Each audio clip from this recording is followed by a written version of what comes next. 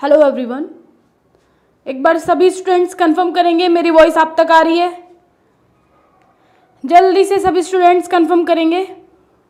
Then we will start the class now. Okay, तो जी good evening everyone, कैसे हैं आप सब? आई होप आप सब बहुत अच्छे हैं और आपकी पढ़ाई भी बहुत अच्छी चल रही है। तो भाई एक महीना मात्र रह गया है आपका एग्जाम का, और आप लोगों को मैं बता दूं, क्रैश कोर्स वाले बच्चे जितने भी अभी तक ज्वाइन हुए हैं हमारे पेड कोर्स के अंदर, तो उस कोर्स में आपको फास्ट रिवीजन करवाया जाएगा। एक महीने के अंदर आपका पूरा कोर्स कंप्लीट हो जाएगा और इसमें आपको 2 मॉडल पेपर सॉल्व करवाए जाएंगे, 2 आपको मैराथन क्लासेस मिलेंगी और इंपॉर्टेंट क्वेश्चंस सॉल्व करवाए जाएंगे, 1 शॉर्ट वीडियोस। जितना फास्ट रिवीजन हमसे हो पाएगा उतना आप लोग को करवाया जाएगा, तो परेशान होने वाली कोई भी जरूरत नहीं है। और जो बाकी अदर कोर्सेज वाले बच्चे, जैसे जिसने मास्टर कोर्स परचेज कर रखा है या किसी ने डिजिटल कोर्स परचेज कर रखा है, उसको दोबारा पेमेंट करने की कोई जरूरत नहीं है, उसको भी ये सारा का सारा कंटेंट मिलेगा। तो बार बार बच्चों के फोन आ रहे हैं कि हमें क्रैश कोर्स परचेज कर लेना चाहिए क्या? नहीं, कोई एक बार आपने यहाँ, हमारा प्लेटफॉर्म बार बार आपसे चार्जेस नहीं लेता है, पहली बात तो ये। तो एक बार अगर आपने पेमेंट कर दी तो आपका जब तक सेमेस्टर खत्म नहीं होता है तब तक आप उसी कोर्स से पढ़ सकते हैं। कोई भी कोर्स लॉन्च होंगे उससे आपको कोई मतलब नहीं, सारा कंटेंट आप ही के कोर्स में मिलेगा। ठीक है जी, कोई प्रॉब्लम किसी को? आज हम यूनिट सेकंड का लास्ट टॉपिक पढ़ने जा रहे हैं, एनर्जेटिक्स। एनर्जेटिक्स के अंदर हम एटीपी की फॉर्मेशन देखेंगे, व्हाट इज कैरेटिन, कैरेटिन क्या होता है, और बीएमआर क्या होता है। ये 3 चीजें आज हमें डिस्कस करनी है। तो आज थोड़ी सी ज्यादा सी पढ़ाई करेंगे क्योंकि काफी दिन से हमारी क्लास नहीं हो रही है और आज आप लोग का टेस्ट भी था। जितने बच्चे यहाँ पेड कोर्स वाले ज्वाइन हुए हैं, अगर आपने अभी तक टेस्ट दे दिया है, कल मेरी क्लास होगी, टाइमिंग आपको मेंशन कर दी जाएगी एप्लीकेशन वालों बच्चों के लिए ये, और वहां पे आपकी कॉपी चेक करी जाएगी और आप लोग को आपके मार्क्स बताए जाएंगे। कितने पानी में उससे पता चल जाएगा आप लोग ने क्या किया है टेस्ट के साथ। कहाँ है, खुल जा सिम।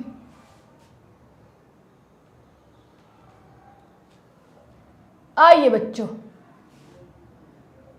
पहले 5 मिनट के लिए थोड़ी सी क्लास को हम कर देते हैं यहीं पे ही, 5 मिनट बाद क्लास स्टार्ट करेंगे। तो बच्चों, जितने बच्चे नए ज्वाइन हो रहे हैं, अभी तक कोर्स परचेज नहीं किया है, तो जल्दी से परचेज कर लो। मात्र 1 महीने में, अब आपकी 30 जून तक का हमारे पास टारगेट है, आपकी मैराथन्स भी कंप्लीट हो जाएंगी। तो आरजीपीवी यूनिवर्सिटी के 11 जुलाई से एग्जाम है, तो उससे पहले आपको बहुत सारा कंटेंट आपके एग्जाम की प्रिपरेशन के लिए आपको मिल जाएगा। तो जितने बच्चों टॉपर बनना चाहते हो, अच्छे मार्क्स लेकर के आना चाहते हो, तो आप कोर्सेज में ज्वाइन कर सकते हो। तो जिसे जल्दी पढ़ना है तो क्रैश कोर्स ज्वाइन करें, उसमें आपको बहुत फास्ट तरीके से उसमें वीडियोस मिलेगी, 1 शॉट रहेंगे, इंपॉर्टेंट डीप उसमें कुछ नहीं रहेगा। बस जल्दी से आपका कोर्स कंप्लीट हो जाएगा, उसमें फास्ट रिवीजन आपका उसमें चल रहा है ना? ठीक है जी, आ जाइए सभी बच्चे, जल्दी से क्लास को ज्वाइन करेंगे। आइए फटाफट। Good evening Priyanka, good evening, good evening. Just a second, तो हम ओपन कर लेते हैं। कहाँ है हमारा बीएसपी फार्मेसी?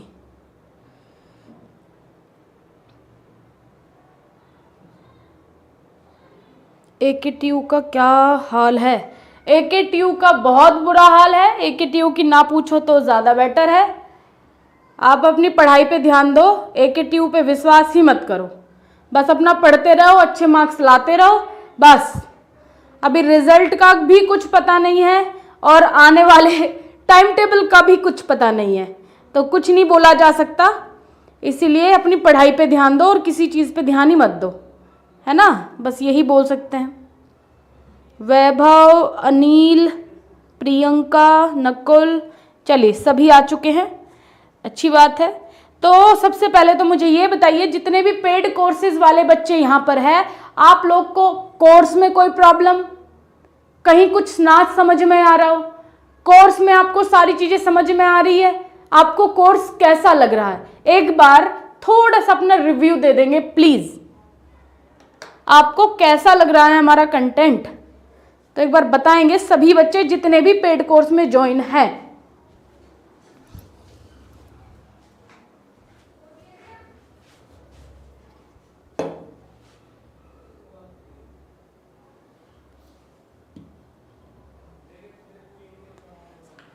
आप लोग का रिव्यू हमारे लिए बहुत ज़रूरी है, क्योंकि आप लोग के रिव्यू पे ही बीएसपी फार्मेसी चल रहा है। अगर आपको पसंद आ रहा है तो इसीलिए शायद कहीं ना कहीं इतने सारे बच्चे ज्वाइन कर रहे हैं डेली क्लासेस को, सिर्फ आप लोग की वजह से। तो प्लीज़ आपका रिव्यू भी हमारे लिए उतना ही इंपॉर्टेंट है।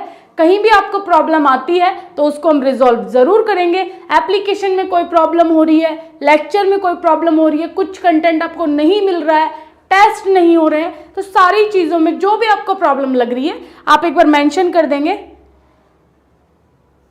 Nakul, yes ma'am, all good, okay ma'am, crash course लिया है, ओके। प्रमोद कुमार, कोई दिक्कत नहीं है, क्रैश कोर्स लिया है तो इंपॉर्टेंट क्वेश्चंस वहाँ पे अब जल्द ही चलने वाले हैं, तो आपका फास्ट रिवीजन भी हो जाएगा। अभी जितना कंटेंट वहाँ पे अवेलेबल है, जितने भी क्रैश कोर्स वाले बच्चे हैं, एक बार चेक कर लेंगे कि आपको क्या क्या कंटेंट वहाँ पे मिल रहा है, ठीक है।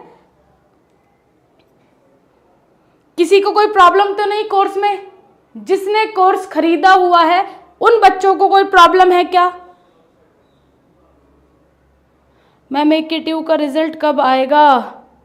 AKTU का रिजल्ट गया, बस कहाँ गया ये किसी को नहीं मालूम, तो आप AKTU पे ध्यान भी मत दो। हमने भी बस छोड़ दी है अपनी आशा भी, आएगा आएगा यही सोच रहे थे, लेकिन छोड़ो, अपनी पढ़ाई पे ध्यान दो। अपना ये सेकंड का भी कोर्स कंप्लीट करो, वो तो जब आना है सो आना है। अभी उसकी टेंशन लेके मत बैठो AKTU वाले बच्चे, क्योंकि अगर मान लो रिजल्ट आ गया, एक दो बच्चों की बैक भी लग गई, तो आप उसकी टेंशन लेके बैठोगे या इसकी टेंशन? अगर ये भी कोर्स कंप्लीट नहीं हुआ या ये कंसेप्ट, ये वाले सब्जेक्ट आपके क्लियर नहीं होंगे तो डबल प्रेशर हो जाएगा ना। तो बस चिल रहो, कोई प्रॉब्लम वाली बात नहीं है। हाँ जी, तिवारी मोम 4, ये बताइए क्या प्रॉब्लम हो रही है? कोई भी प्रॉब्लम होगी तो सॉर्ट आउट जरूर करी जाएगी। प्रॉब्लम बताइए, कोई इशू? क्रैश कोर्स की फीस आई थिंक 699 या 799 होगी, एक बार आप चेक कर लीजिएगा। मुझे कोर्स का प्राइस एग्जैक्टली मालूम नहीं है, 699 या 799 होगा।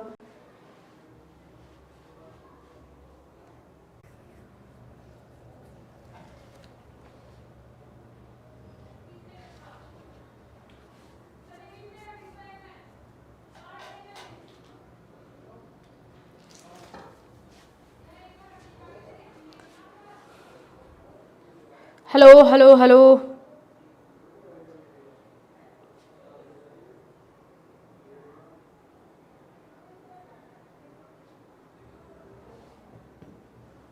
Hello hello hello. Ma'am syllabus के अकॉर्डिंग नहीं चल रहा है। अच्छा जी, सिलेबस के अकॉर्डिंग क्या नहीं चल रहा है बेटा?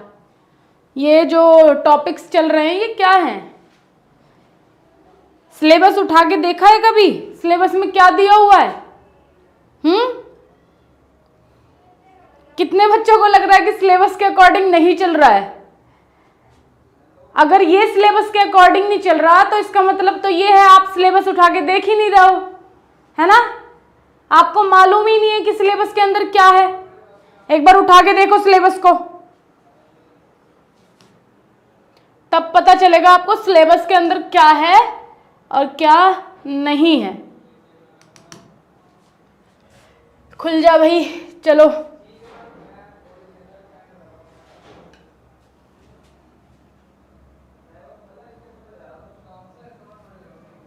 आइए फिर से आ जाते हैं, अब करते हैं क्लास को शुरू।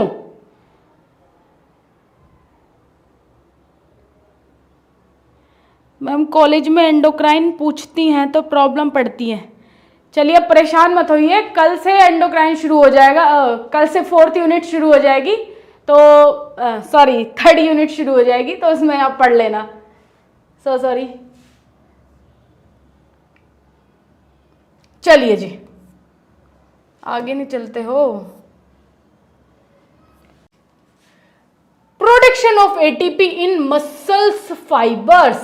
अब मसल फाइबर में एटीपी का प्रोडक्शन, एटीपी बन कैसे रही है? तो सबसे पहले तो मैं बता दूं, जो हमारी मसल्स हैं वो कॉन्ट्रैक्ट करेगी, रिलैक्स करेगी, कॉन्ट्रैक्ट करेगी, रिलैक्स करेगी। तो यहाँ पर एनर्जी का यूज कैसे हो रहा है और यहाँ पर एनर्जी बन कैसे रही है, टॉपिक भाई ये है। तो टॉपिक को समझो ध्यान से। Unlike most cells of the body, skeleton muscles fibre often switch between a low level of activity when they are relaxed and using only a modest amount of ATP and a high level of activity when they are contracting and using ATP at rapid pace। Line में लिखा है कि अगर आप कम कोई physical activity कर रहे हो, लो लेवल की कोई एक्टिविटी कर रहे हो, तो वहां पर ATP का जो यूज होगा वो मॉडरेट, मतलब थोड़ा कम ही होगा। ऑब्वियसली बात है, कम मेहनत करोगे कम एनर्जी लगेगी, ज्यादा मेहनत करोगे ज्यादा एनर्जी की जरूरत पड़ेगी। तो ज्यादा एक्टिविटी, हाई लेवल की कोई एक्टिविटी करोगे तो आपकी मसल्स बहुत ज्यादा कॉन्ट्रैक्ट होगी, और बहुत ज्यादा कॉन्ट्रैक्ट होगी तो एटीपी का यूज भी बहुत ज्यादा करेगी। ठीक है, a huge amount of ATP is needed to power the contraction cycle. तो अगर बहुत ज्यादा लेवल में मसल कॉन्ट्रैक्शन हो रहा है, भाई बहुत ज्यादा काम कर रहे हो, मसल्स को बहुत कम, जिम में अगर आप जा रहे हो तो आपकी मसल्स को बहुत काम करना पड़ेगा, बहुत ज्यादा कॉन्ट्रैक्ट होगी। तो ये मसल्स अगर कॉन्ट्रैक्ट होंगी तो बहुत ज्यादा एनर्जी की जरूरत पड़ेगी। तो यहां to pump calcium into the sarcoplasmic reticulum and for other metabolic reaction involved in muscles contraction। तो बेटा जी थोड़ा सा अगर हम मसल्स पे जाए तो मसल्स के अंदर इसको जूम करके देखोगे तो ये फॉलिकल्स प्रेजेंट होते हैं, और एक फॉलिकल के अंदर बहुत सारे और भी मसल्स फाइबर्स प्रेजेंट होते हैं। तो ये मसल्स फाइबर्स हम बना ले, इसके अंदर अगर आप जाओगे तो मसल्स फाइबर्स प्रेजेंट होंगे, और मसल्स फाइबर्स को और जूम करके देखोगे तो इसमें आपको एक्टिन मिलेगा, एक्टिन प्रोटीन मिलेगा। और कौन सा प्रोटीन मिलता है, किसी को मालूम? दूसरा प्रोटीन का नाम बताएंगे, मैंने बोल दिया इसमें एक प्रोटीन है एक्टिन। चलो दूसरा भी बोल देते हैं, एक और बताना आप। एक होता है myosin, myosin protein, myosin protein. तो जो एक्टिन प्रोटीन है आपने तो बता लिया।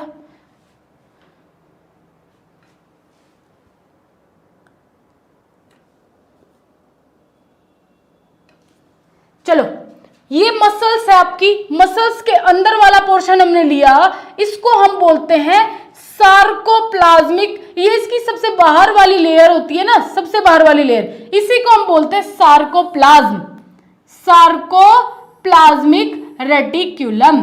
तो जो ये सार्कोप्लाज्मिक रेटिक्यूलम है, यहां पर क्या हो रहा है, यहां पर प्रेजेंट होता है प्रोटोन पंप, यहां पर प्रेजेंट होता है प्रोटोन पंप। अब calcium pump, sorry proton pump नहीं, कैल्शियम पंप। अब इस कैल्शियम पंप का क्या काम है, ये जब तक एक्टिवेट नहीं होता जब तक इसको कोई स्टिमुलस ना मिल रहा हो। अब आप बोलोगे स्टिमुलस क्या है, तो बेटा जी नर्वस सिस्टम में ठोक ठोक के पढ़ाया स्टिमुलस क्या है। जब स्टिमुलस पढ़ाया था तो कहां थे आप लोग? कोई भी ब्रेन से अगर सिग्नल आ रहा है या ब्रेन के पास कोई सिग्नल जा रहा है उसको हम स्टिमुलस बोल रहे हैं, है ना। यहां हमारी बॉडी से कोई भी स्टिमुलस आए तो बात हो गई, यहां कोई भी सिग्नल आया ब्रेन के द्वारा, तो ब्रेन के द्वारा सिग्नल आ गया जी, ब्रेन सार्कोप्लाज्मिक पर सिग्नल पहुंच चुके हैं, और जैसे ही सिग्नल आया तो ये पंप भी एक्टिवेट हो जाएगा, और पंप एक्टिवेट होने के बाद ये जो कैल्शियम आयन है ये एक्टिन मायोसिन पर जाकर के बाइंड होना शुरू हो जाएंगे, और यहां पर एनर्जी बननी शुरू हो जाएगी। ऐसा कुछ है?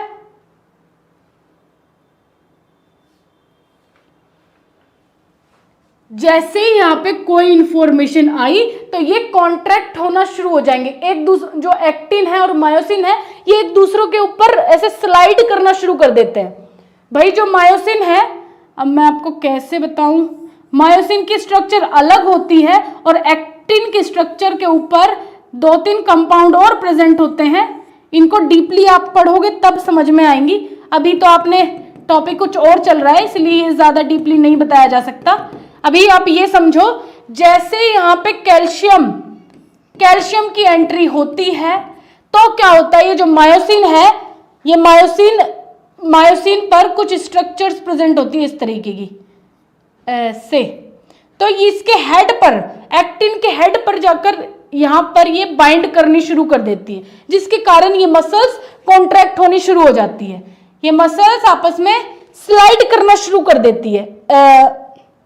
अब स्लाइडिंग में कैसे बताऊं, जस्ट लाइक दिस। ये जो हेड है इसको ऐसे पीछे को पुश करेगा इस तरीके से, ऐसे पीछे को पुश करेगा। समझ में आ रहा है कि नहीं आ रहा?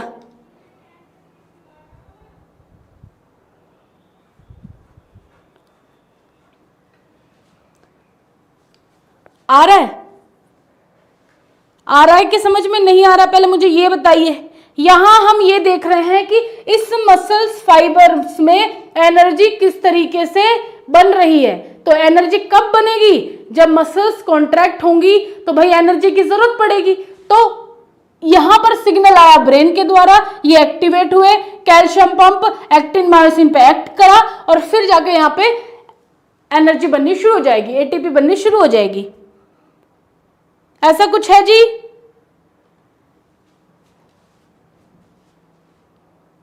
ग्लिसरोनकुल, कुछ समझ में आ रहा है? फरमान आलम बताइए। अगर कुछ भी समझ में नहीं आ रहा तो पूछ सकते हो, ऐसे बुत की तरह बैठे मत रहो।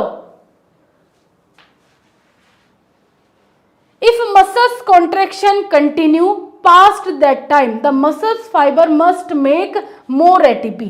अगर मसल्स कंटिन्यू बहुत ज्यादा कॉन्ट्रैक्ट होती रही, भाई हम 1-1 घंटे 1.5 घंटे अगर जिम में टाइम स्पेंड कर रहे हैं तो हमारी ऑब्वियसली मसल्स कॉन्ट्रैक्ट होती रहेगी कंटिन्यू, तो वहां हमें ज्यादा एटीपी की रिक्वायरमेंट होगी। आ जाओ आगे, आ जाओ आगे, आ जाओ।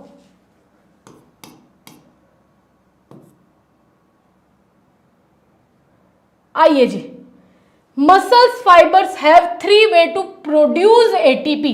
तो मसल्स फाइबर्स 3 तरीके से एटीपी को प्रोड्यूस कर रहा है, from creatine phosphate, by anaerobic cellular respiration, by aerobic cellular respiration.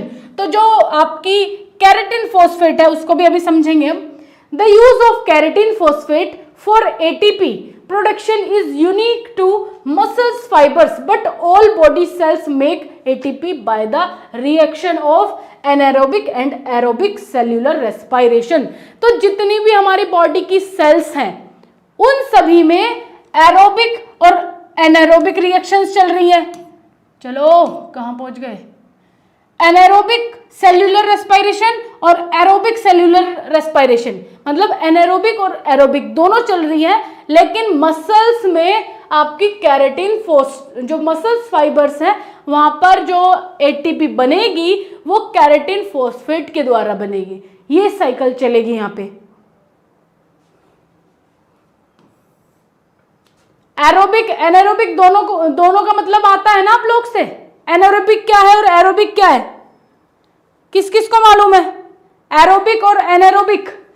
Anaerobic मतलब वहां पर ऑक्सीजन प्रेजेंस नहीं है, विदाउट ऑक्सीजन यहां पर साइकिल चलेगी, जैसे ग्लाइकोलाइसिस साइकिल चल रही है बिना ऑक्सीजन की प्रेजेंस में। एरोबिक यहां पर ऑक्सीजन की प्रेजेंस होगी।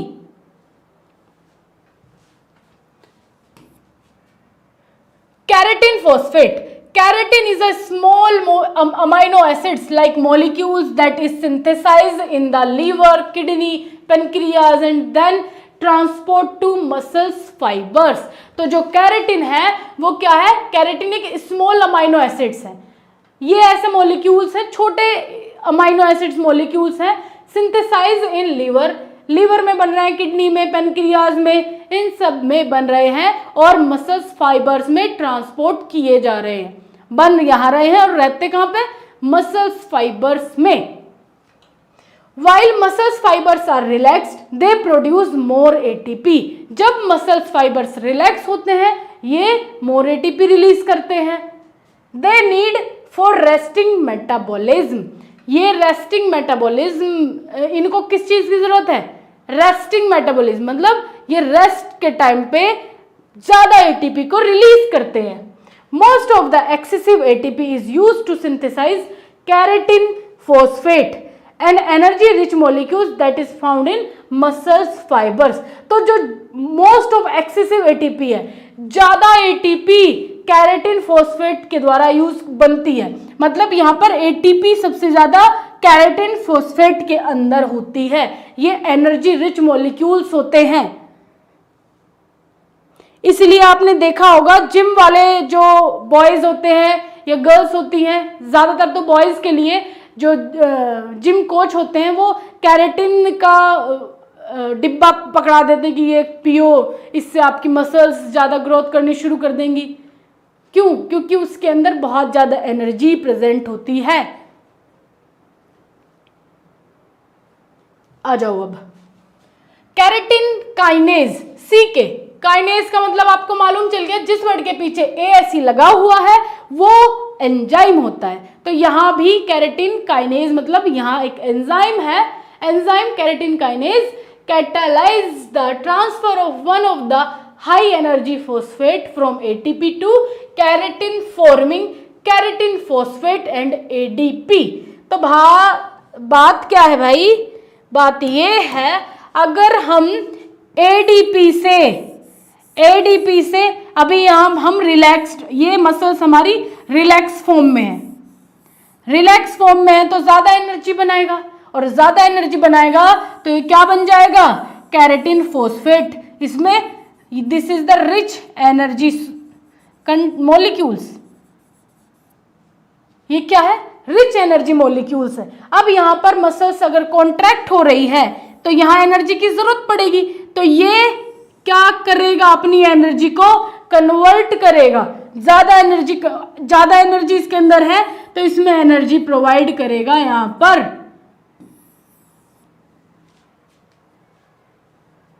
बोलो जल्दी, हमें कोई काम करने के लिए एनर्जी की जरूरत है, तो यहां जैसे ये ADP है तो यहां पे हमें एनर्जी की जरूरत है। ये ADP कन्वर्ट कर दिया जाएगा ATP में। यहां पर एनर्जी फोस्फेट ग्रुप ऐड कर दिए जाएंगे।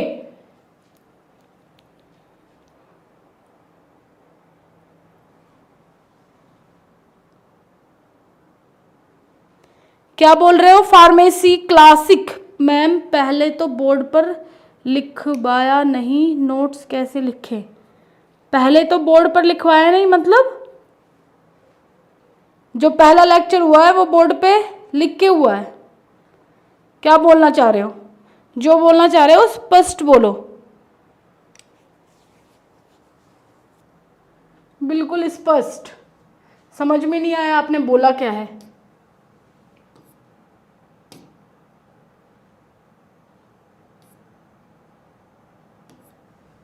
आइए जी, एनएरोबिक। एनएरोबिक का क्या मतलब है? एनएरोबिक का मतलब है यहां पर ऑक्सीजन की प्रेजेंस नहीं होती और यहां पर क्या होगा?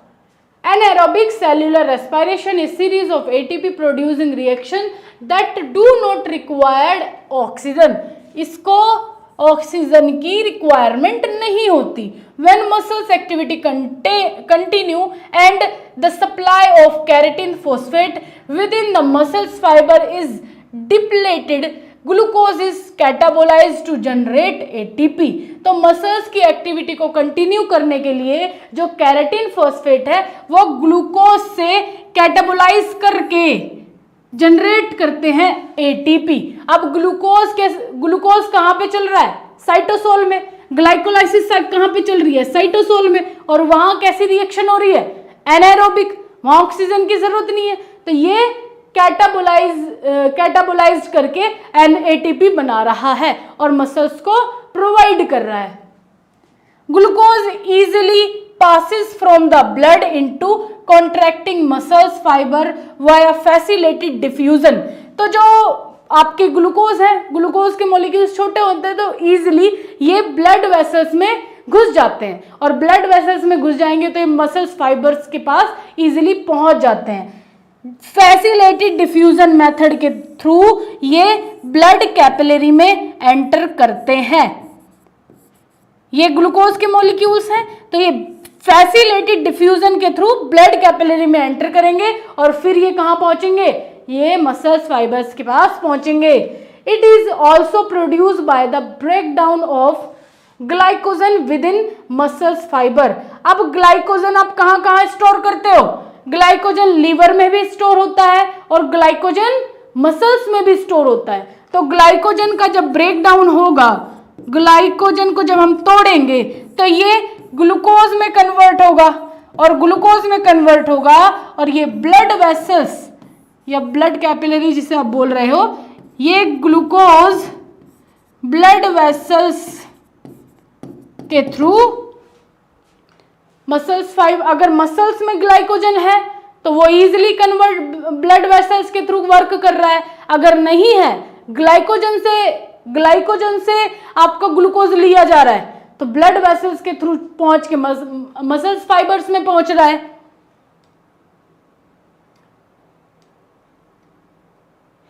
मैम ब्लैक बोर्ड पर बायोकेमिस्ट्री क्यों नहीं होती है?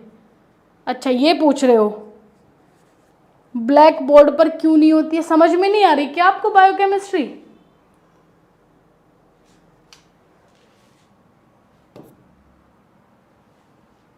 आ जाएगी, ध्यान से एक बार पढ़ोगे तो समझ में आ जाएगी।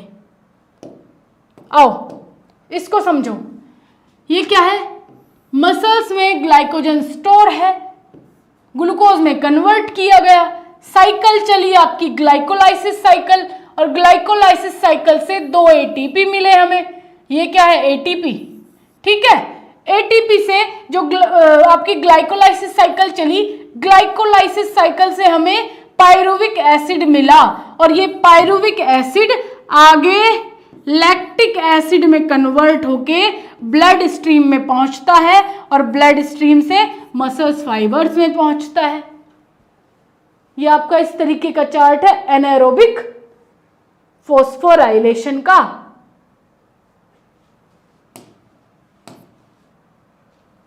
Then a series of reaction known as glycolysis quickly break down each glucose molecules into 2 molecules of pyruvic acid. Glycolysis occur in the cytosol and produce a net gain of 2 molecules of ATP. शायद बताने की भी जरूरत नहीं है, समझ में आ गया होगा ये क्या कहना चाह रहा है।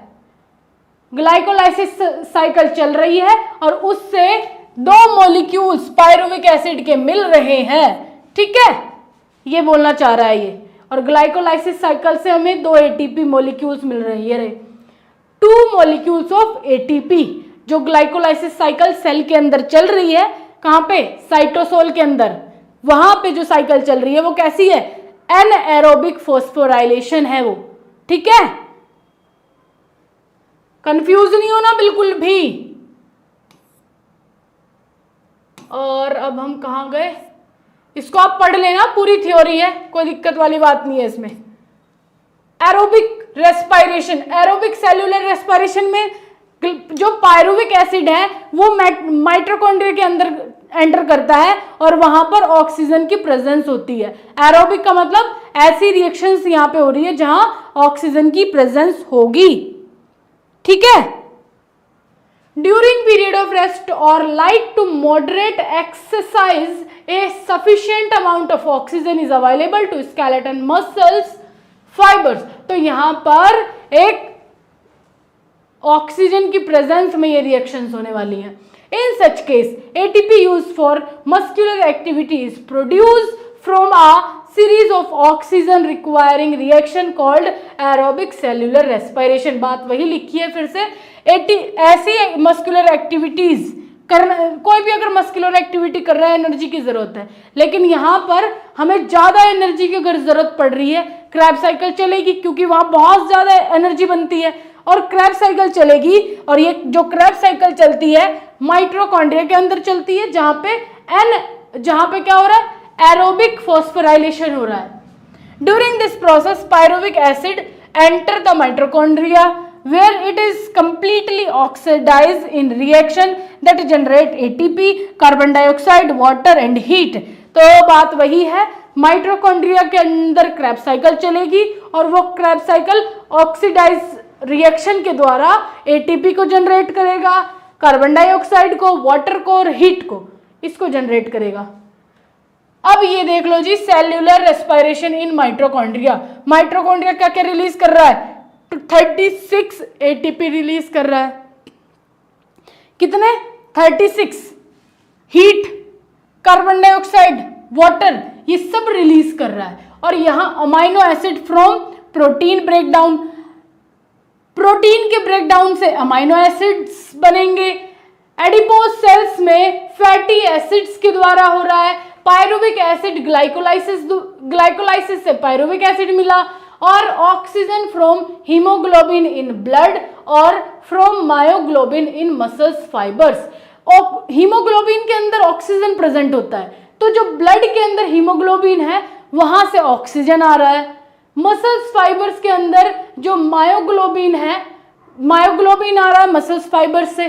तो सभी के सभी इस क्रैब साइकिल के अंदर, माइटोकॉन्ड्रिया के अंदर जो क्रैब साइकिल चल रही है, उनमें सभी ये इन्वॉल्व हो रहे हैं, और जो भी इन्वॉल्व हो रहा है उससे वो रिलीज हो रहा है। ग्लाइकोलाइसिस से पायरुविक एसिड रिलीज हो रहा है, मसल्स फाइबर से मायोग्लोबिन चल रहा है, हीमोग्लोबिन के अंदर ऑक्सीजन प्रेजेंट है वो आ रहा है ना। ये सारे के सारे इस तरीके से आ रहे हैं और इनको रिलीज कर रहे हैं। उस रिएक्शन से जो साइकिल चल रही है उससे water, carbon dioxide, 36 ATP, heat, ये सब रिलीज हो रहे हैं।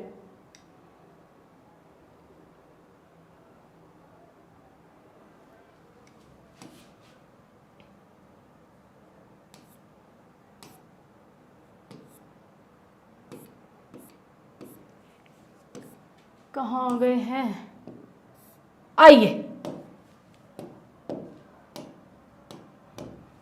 Metabolic rate, the overall rate at which metabolic reaction use energy is term the metabolic rate. तो यहां पर मेटाबॉलिक रिएक्शन क्या हो रहा है, यहां पर एनर्जी का यूज कैसे हो रहा है। मेटाबॉलिक रेट का मतलब है बेसल मेटाबॉलिक रेट, जिसे हम क्या बोलते हैं, BMR। सीधी और सिंपल भाषा में बोले तो जब आप रेस्ट की कंडीशन में हो, ये मेजर किया जाता है। जब आप रेस्ट में हो, जब आपने खाना खा लिया, खाना खाने के तुरंत बाद ये डिटरमाइन नहीं किया जा सकता। 12 से 14 घंटे बाद इसको डिटरमाइन कर सकते हैं कि आप एक नॉर्मल स्टेट में कितनी एनर्जी यूज कर रहे हो। सिंपल BMR का मतलब है बेसल मेटाबॉलिक रेट को आप कैसे मेजर कर सकते हो, जब आप बिल्कुल नॉर्मल स्टेट में हो, आप सोए हुए बिल्कुल ना हो, आप रेस्ट कंडीशन में हो लेकिन जग रहे हो, आपकी आंखें खुली हो और ना आपने कोई खाना खाया हुआ हो, आपके जो स्टमक में डाइजेशन हो रहा है वो भी बिल्कुल कंप्लीट खत्म हो गया। अब डॉक्टर्स बोलते हैं कि भाई टेस्ट होगा, और बोलते हैं कि खाली पेट आना।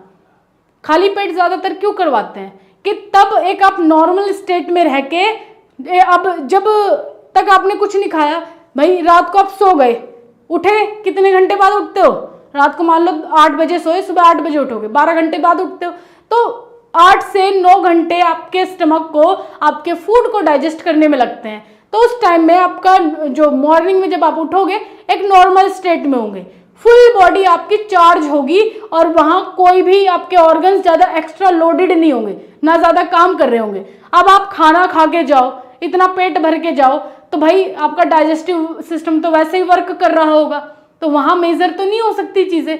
तो BMR का सिंपल और इजी फंडा ये है, जब आप एक नॉर्मल स्टेट में हो और तब आपकी कैलोरी, कितनी कैलोरी वहां पे यूज हो रही, कितनी एनर्जी नॉर्मल स्टेट में हो रही है यूज, उसी को हम BMR बोल रहे हैं। समझ में आ रही है बात। नॉर्मल स्टेट में जो भी एनर्जी यूज करी जाए वो बीएमआर कहलाती है। Some of the energy is used to produce ATP and some is released at heat.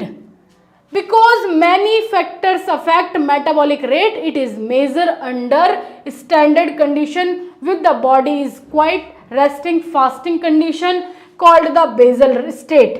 इसको हम बेजल स्टेट बोलते हैं। जब आप बिल्कुल रेस्ट कंडीशन में हो, आप बिल्कुल रेस्ट में हो, कुछ भी नहीं कर रहे हो, ना एक्स्ट्रा एक्टिविटी चल रही, ना ज़्यादा आपको एनर्जी यूज करनी पड़ रही, कहीं पे इतनी एक्टिविटी नहीं कर रहे, आप नॉर्मल स्टेट में हो। तो नॉर्मल स्टेट में आप कितनी एनर्जी यूज कर रहे हो उसको हम बेजल स्टेट बोलते हैं। The measurement obtain under these condition is the basal metabolic rate BMR। इस जो हम उसको मेजर करते हैं, भाई नॉर्मल स्टेट में जो बंदा है उसकी जो एनर्जी मेजर करी जाएगी उसको ही हम बेजल मेटाबॉलिक रेट बोलते हैं, BMR बोलते हैं।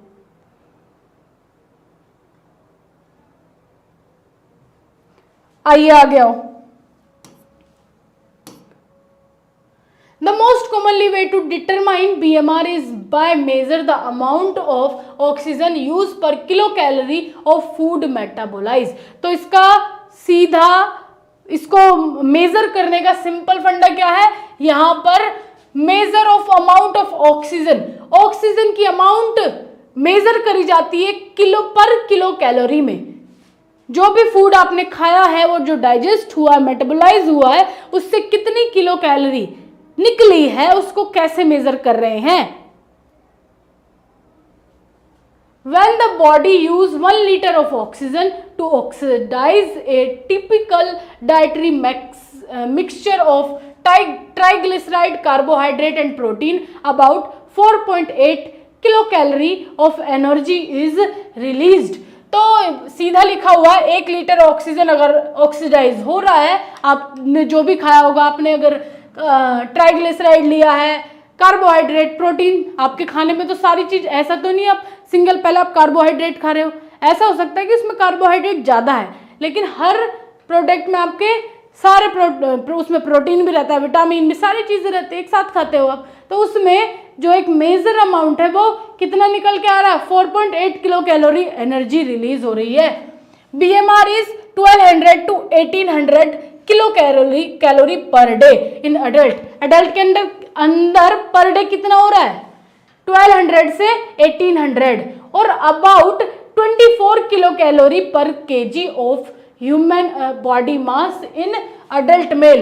अडल्ट मेल के अंदर कितना एवरेज स्टैंडर्ड जो मेजरमेंट है वो कितना है, 24 किलो कैलोरी पर केजी, और फीमेल्स के अंदर 22 किलो कैलोरी पर KG. The added calorie needed to support daily activities such as digestion and walking range from 500 calorie for a small, relatively sedentary persons to over 3000 calorie for a person in training for Olympic level competition और mountain climbing. तो जो mountain climbing करते हैं और Olympic level practice करते हैं उनके लिए कितना होता है, 3000 कैलोरी। ठीक है जी, ये है आपका BMR। चलो एक बार इसको आपको अपने एंड से भी पढ़ लेना है, एक बार देख लेना और इसको क्लियर कर लेना। अगर कोई भी प्रॉब्लम आ रही है कमेंट सेक्शन में कमेंट कर देना, तो सॉर्ट आउट आपकी जरूर करी जाएगी। तो कल हम शुरू कर देंगे आपकी नेक्स्ट यूनिट 3rd। ठीक है, तो जितने बच्चों को पहली यूनिट पढ़नी है ऑलरेडी अपलोड है चैनल पर, आप वहां से जाकर के पढ़ सकते हो। चलिए सो करते हैं आज का लेक्चर खत्म यहीं पे ही, कल मिलेंगे आप लोग से। Okay, so take care, bye bye.